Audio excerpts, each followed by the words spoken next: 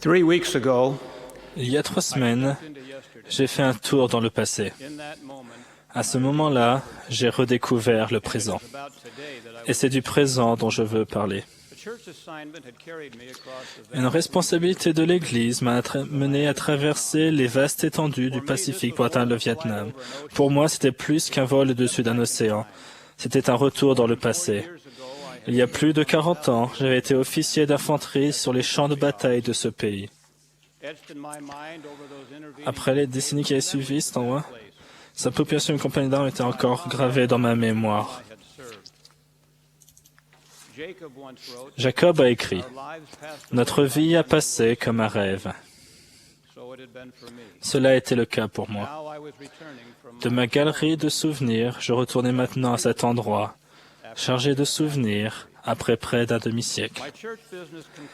Lorsque j'ai eu terminé les affaires que j'avais à traiter pour l'Église, j'ai décidé de retourner voir les lieux où s'était déroulé un combat désespéré. J'ai effectué ce pèlerinage accompagné de ma chère femme.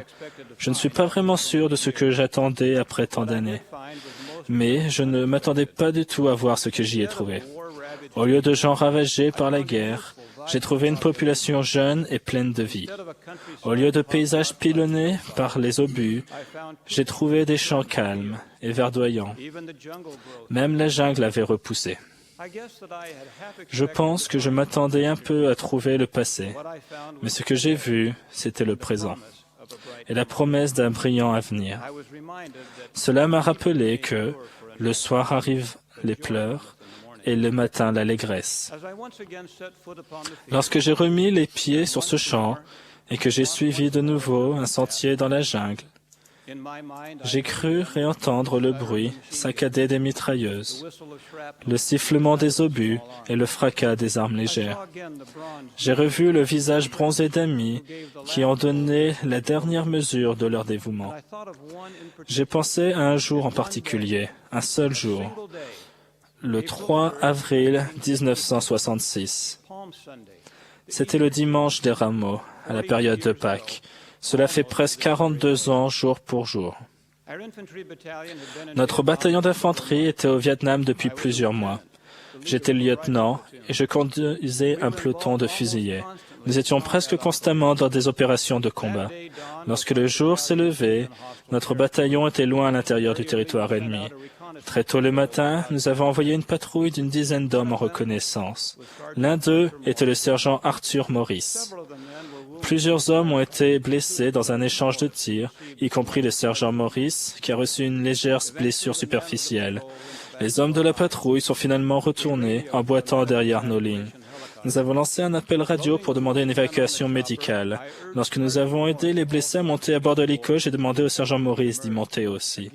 Il a rechigné de le faire. Je lui ai demandé une deuxième fois. Il a de nouveau rechigné. J'ai insisté une dernière fois. Il a encore refusé. Finalement, j'ai dit, « Sergent Morris, montez dans cet hélico. » Il m'a regardé, le regard sincère et suppliant, qui veut dire « S'il vous plaît, lieutenant ». Puis il a prononcé ces paroles qui ne cesseront jamais de me hanter. Ils n'arriveront pas à tuer un vieux dur à cuire comme moi. Toute cette scène reste gravée dans ma mémoire comme le tableau d'une bataille. La jungle qui s'éclaircissait, le battement impatient des pales de rotor de l'hélicoptère, le pilote qui me regardait, attendant mes ordres, et mon ami qui me suppliait de laisser avec ses hommes. J'ai cédé. J'ai fait signe à l'hélicoptère qui emporte avec lui ses espoirs d'avenir.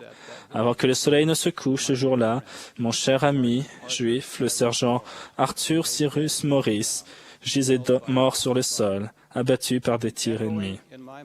Dans mon esprit, j'entends encore et encore son exclamation « Ils n'arriveront pas à tuer.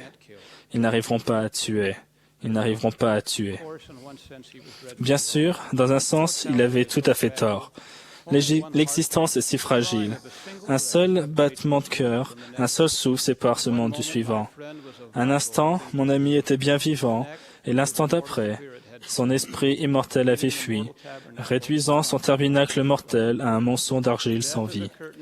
La mort est un rideau que chacun de nous doit passer, et comme le sergent Arthur Morris, personne ne sait quand ce passage aura lieu.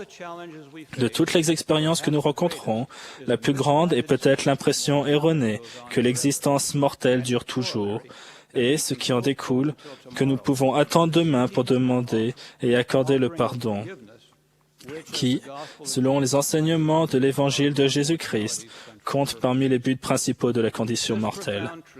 Cette vérité profonde est enseignée par Amulek dans le livre de Mormon. Car voici, cette vie est le moment où les hommes doivent se préparer à rencontrer Dieu.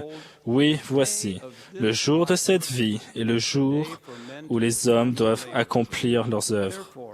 Je vous supplie donc de ne pas déférer le jour de votre repentir jusqu'à la fin. Car ce même esprit qui possède votre corps au moment où vous quittez cette vie, ce même esprit aura le pouvoir de posséder votre corps dans le monde éternel. Quelle expression poignante utilisée par Amulek, le jour de cette vie.